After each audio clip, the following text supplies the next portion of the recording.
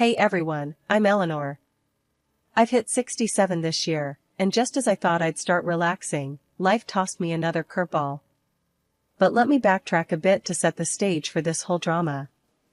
I've spent a good part of my life with George, my husband of over 40 years. We've had our ups and downs, but we stuck together through everything. Then there's our son, Michael. He's been the light of our life. Ever since he was a little boy, scribbling on the walls with crayons, we knew he had something special. Despite knowing the starving artist cliché, we never stopped him from chasing his dream to paint. It wasn't easy, mind you. Money was tight, and the uncertainty of his next paycheck was always looming over us. When Michael turned 30 last year, he dropped the news he was getting hitched to Lucy, his girlfriend of just about a year. We were thrilled, honestly. Lucy seemed nice enough, quiet but polite, and she made our boy happy. That was good enough for us. We went all out for the wedding to give them a day to remember. The first hint of trouble came subtle as a sledgehammer. Lucy had her heart set on a ridiculously expensive wedding dress, something that screamed more demand than request. "Eleanor, I just found the perfect dress," she'd said, flashing her phone with a picture of a designer gown that cost more than what we spent on our first car. "Lucy, honey, that's a bit steep, isn't it?" I tried to keep my voice light, but my stomach was doing somersaults. "It's my special day, Eleanor. I want to look stunning. You understand, right?" Her tone wasn't mean, but there was a sharpness there that you couldn't ignore. So, I caved. "All right, we'll figure something out." And we did. It set us back a pretty penny, but the look on Michael's face when he saw her in that gown, I told myself it was worth it. After the wedding, we helped them get settled into a cozy apartment downtown. Rents aren't cheap, but we didn't want them starting their married life in some dingy hole in the wall. I remember that morning clearly. The sun was shining, but not too hot, a perfect spring day. George and I were in the middle of enjoying our second cup of coffee when Michael called. He sounded more excited than usual, and I knew immediately something big was up. "Mom, Lucy and I have some news," Michael blurted out before I even had a chance to say a proper hello. "What's the good word, son?"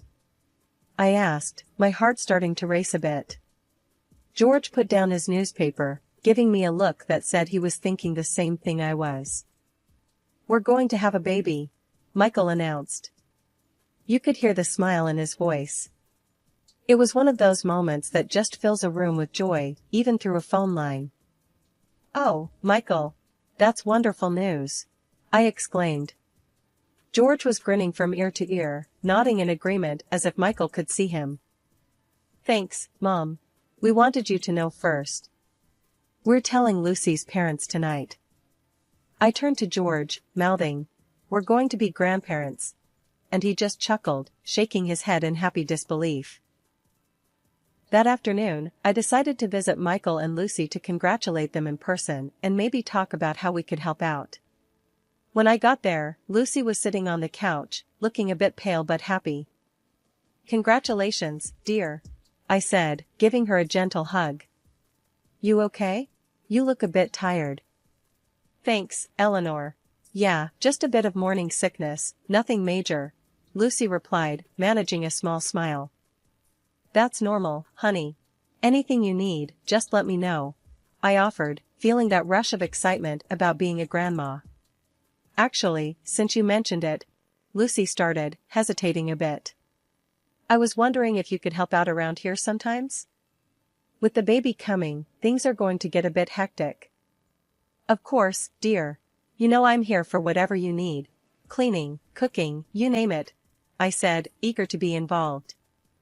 Lucy's response was a bit more direct than I anticipated. "Great, because I can hardly keep up as it is." And with the baby, her voice trailed off, leaving the sentence hanging with an unspoken expectation.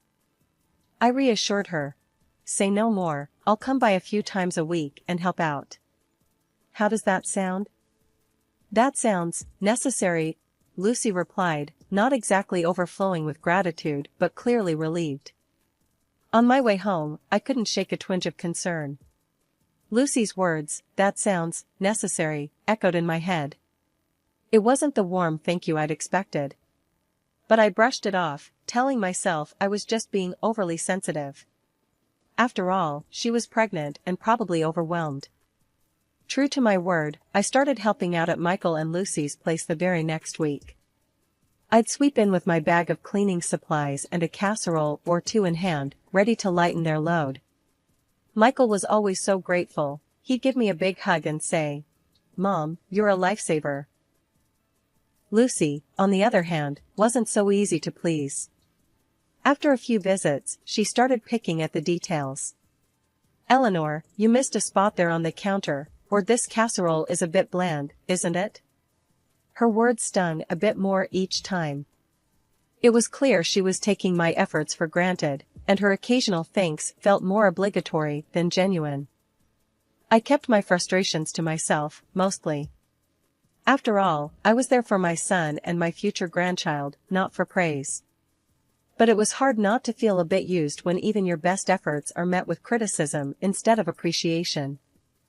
It was a Tuesday, a day like any other, when I headed over to Michael and Lucy's apartment to do some chores and drop off some homemade chicken soup. I thought it might help Lucy with the nausea she'd been having.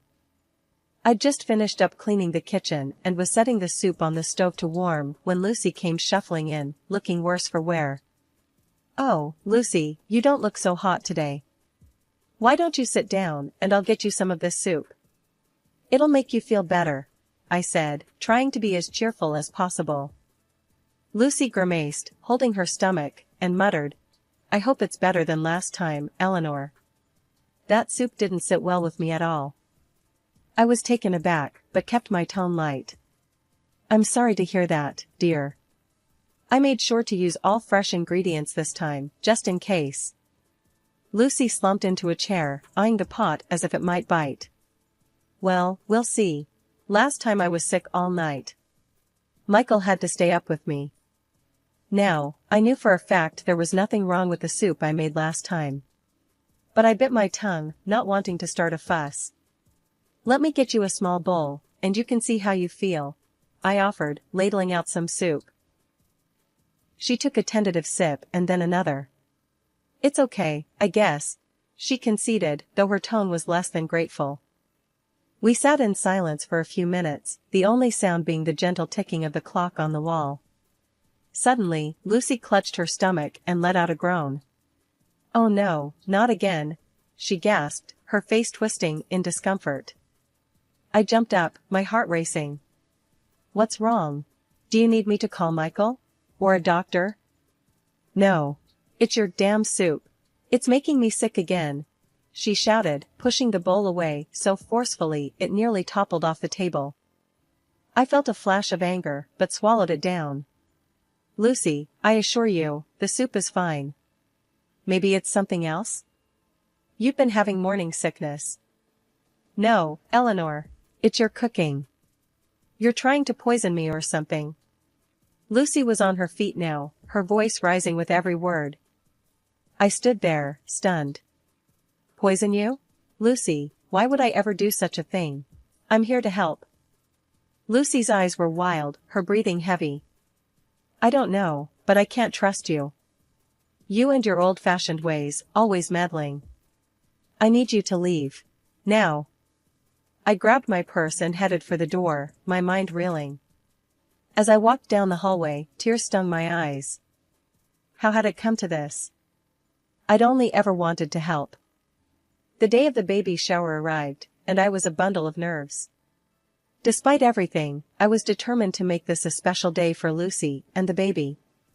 I had spent weeks planning and picking out what I thought were perfect gifts, soft blankets, cute baby outfits, and even a handmade quilt I'd spent nights sewing. "George, do you think she'll like what I picked out?" I asked while packing the car with the gifts. I couldn't help but worry after everything that had happened. George, always trying to keep the peace, gave me a reassuring pat on the shoulder. "Ellie, anyone would be lucky to get your gifts. They're from the heart. Don't fret." We arrived early to help set up. The venue was a pretty little hall decked out with balloons and banners proclaiming, "It's a boy." Michael greeted us at the door, his face lighting up when he saw the pile of gifts we brought in. Lucy was already there, fluttering around and directing decorations with a few of her friends. She seemed in good spirits, which eased some of my tension. "Hi Lucy, need a hand with anything?" I offered, hoping to break the ice a little. She glanced over, a quick once-over that didn't quite hide her impatience. "No, thanks, Eleanor. We've got it all under control. Just enjoy the party," she said, a bit dismissively. Finally, the time came. Lucy sat down, a mountain of gifts around her, and the room quieted down. She started with ours, probably out of courtesy, since we were the grandparents. She unwrapped the first package, pulling out the handmade quilt. I held my breath, watching her face for any sign of approval. "Oh, this is quaint. Thanks, Eleanor," she said, the word quaint hanging awkwardly in the air. The room was silent for a moment, then filled with polite applause. My heart sank a bit, but I kept my smile. "You're welcome, dear. I made it myself, thought the baby might like it." The next gift from us was opened, a set of baby clothes. Lucy's reaction was more of the same. "Cute," she said flatly, barely glancing at them before setting them aside. By the time she got to the last one, the blankets, my hopes weren't high. "Oh, more homemade stuff. Right, thanks." Her words stung, and I felt my cheeks burn. Then, as if the disappointment wasn't enough, Lucy held up the blanket, making sure everyone could see, and announced loudly, "Eleanor clearly has no taste at all. Next time, just give me the money to buy something nice." The room fell silent, and I felt every eye on me. The embarrassment burned hotter than a summer's day. I stood there, rooted to the spot, not sure how to respond. George was at my side in an instant, his arm around my shoulders. "Let's not let this spoil the day," he whispered, though I could hear the anger in his voice. I nodded, swallowing the lump in my throat. "Right, let's just get through this." As the party continued, I felt like a ghost, barely there. Michael came over later, looking embarrassed. "Mom, I'm really sorry about that. Lucy's, well, she's got her own way of doing things." I forced a smile, though it felt more like a grimace. "It's okay, Michael. Let's just focus on the baby." Even with all the tension, I kept going back to Michael and Lucy's apartment to help out. I couldn't just sit back knowing they might need me, even if every visit was harder than the last. It was one of those mornings when I brought back a heap of laundry, freshly washed and dried, ready to be put away.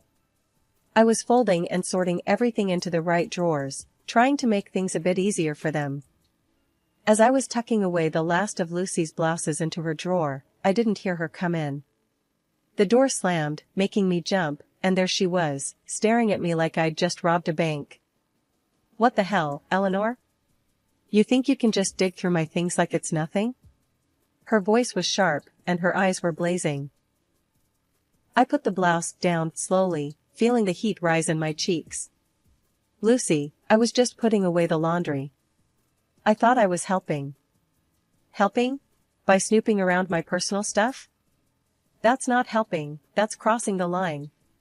She was shouting now, and I could hear the anger boiling over. I tried to keep calm, though it was getting harder. "I wasn't snooping, Lucy. I swear. I do this all the time. I just thought." "Well, you thought wrong. Stay out of my things, got it?" She cut me off, her words slicing through the little piece we had left. I backed off after that. But seeing how she lived started to eat at me. She'd stopped working, spent her days on the couch watching TV shows or shopping online for all sorts of things. One day, curious and a bit concerned, I asked, "Lucy, how are you affording all these new things?" She didn't even pause her scrolling. "Michael's doing really well, selling lots of his paintings online." "We're fine, Eleanor." "That's good to hear, but maybe think about saving some of that. For the baby's education or something?" Lucy laughed, a harsh sound that filled the room. His education? Please, that's your family's issue. Michael's making good money because he's talented, not because of anything else. You guys owe me, big time, especially since I'm carrying your heir. Walking out of there that day, I felt heavier than I had in a long time. The drive home was a blur of green lights and honking cars, but I couldn't shake Lucy's words. When I got home, George could tell something was wrong. "What happened, Ellie?" he asked, concerned. I shook my head, weary to the bone. "It's Lucy. She thinks we owe her for having the baby. Like it's some kind of business transaction." George's face hardened, and he took my hand. "That's nonsense, Ellie. You know that, right? We don't owe her anything." I nodded, trying to muster a smile. "I know, but it doesn't feel great hearing that from your daughter-in-law." After the baby was born, I thought maybe things would start to look up, that maybe Lucy would settle into motherhood once she held her son. But it just didn't turn out that way. Lucy seemed more irritable than ever and didn't bother hiding it from anyone, not even me. One morning, not long after the baby came home, Lucy showed up at my doorstep, unannounced, with the baby in his carrier. "Eleanor, I need to catch up on some sleep. Can you watch him today?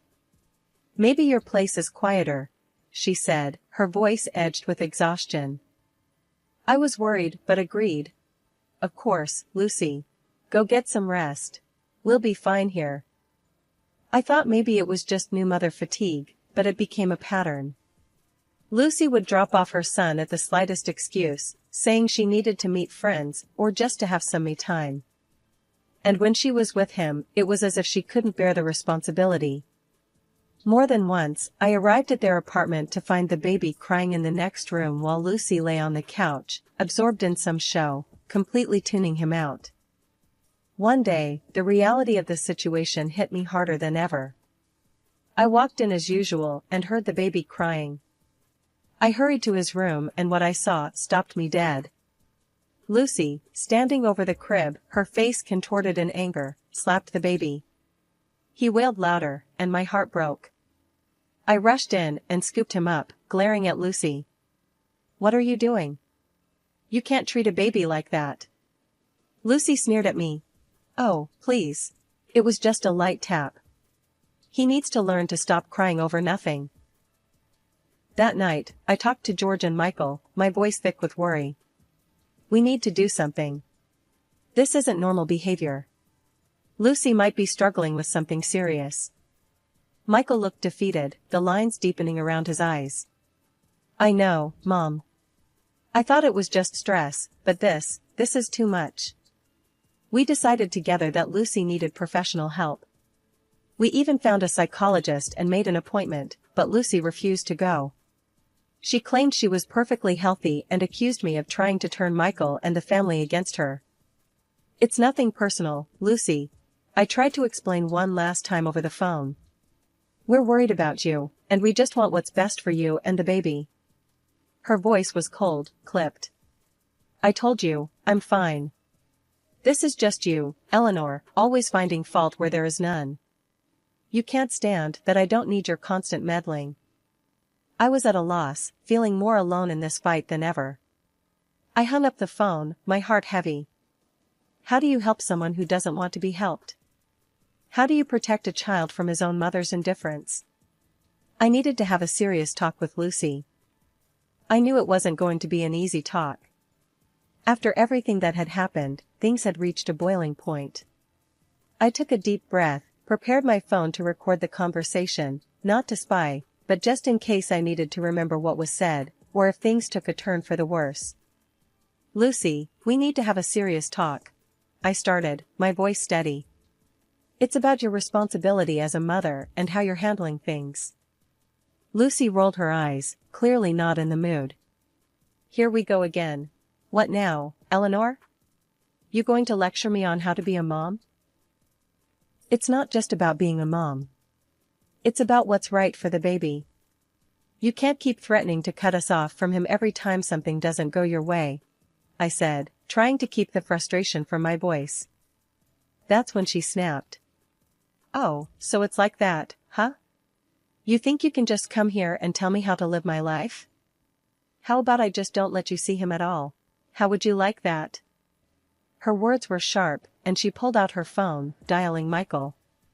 With tears in her voice, she began, "Michael, you need to hear this.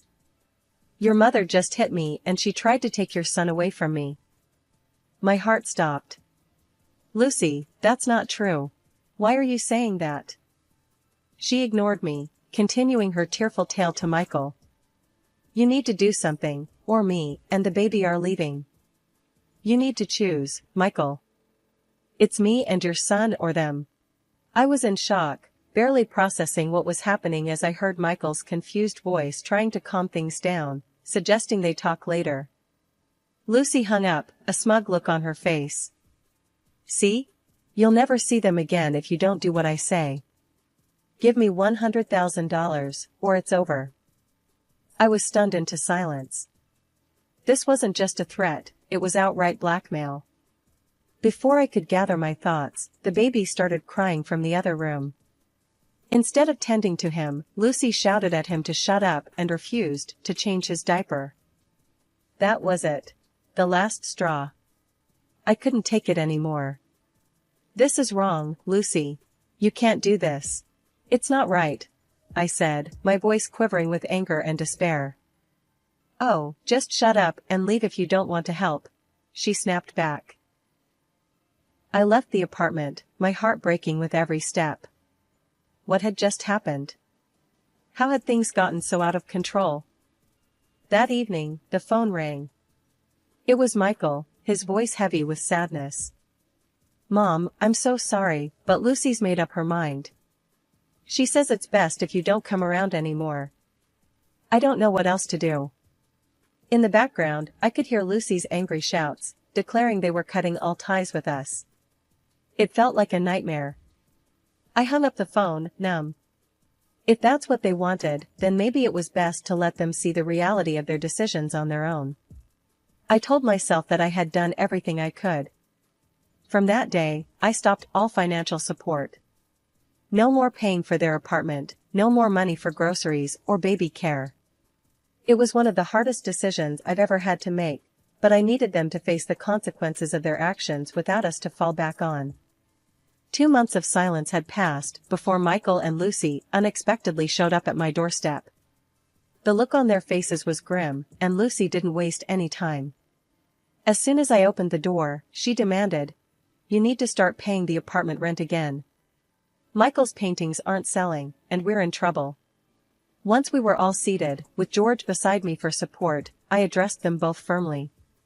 "We're not going to continue paying for your apartment. You both decided to cut ties, remember?" Lucy looked shocked, perhaps not expecting this stance. Michael's eyes were downcast, he seemed embarrassed. "And there's more," I continued, feeling a mix of anger and relief at finally speaking my mind. "I've been managing the online sales of Michael's paintings. I'm stopping that as well. It's time for you both to take full responsibility." Lucy's face hardened. "You can't do this to us. We have nothing without your help." "That was your choice when you decided to push us away," I replied. "Also, I'm going to seek legal advice about the custody of my grandson. Your behavior has been completely out of line, Lucy." That's when I turned on the recording on my phone that captured one of our last conversations, where Lucy had demanded $100,000 from me. I played it aloud. George and Michael listened, horror growing on Michael's face as the reality of Lucy's actions sank in. After the recording ended, Michael finally looked up, his decision clear. "Lucy, this is over. I want a divorce. I can't do this anymore. I don't want to live under the same roof with someone who treats my family like this." She stormed out, cursing as she went, standing in the rain in the parking lot, yelling back at us. It was a heartbreaking scene, but there was also a sense of justice in seeing her true colors revealed so clearly. In the following weeks, Michael followed through with the divorce and took steps to ensure his son's safety. Lucy was eventually deprived of her parental rights due to her unstable behavior, and she moved to another city. Once the dust had settled, I invited Michael and my grandson to move back in with us. Our home became a place of healing and new beginnings. Michael soon organized an exhibition at a private art gallery. To everyone's delight, it was a tremendous success. His art, reflecting deep emotions and a journey through personal turmoil, resonated with many. Now, our home is filled with laughter and the joyous noise of my grandson playing. I spend every possible moment with my grandson, teaching him, loving him, ensuring he feels the security that was momentarily threatened.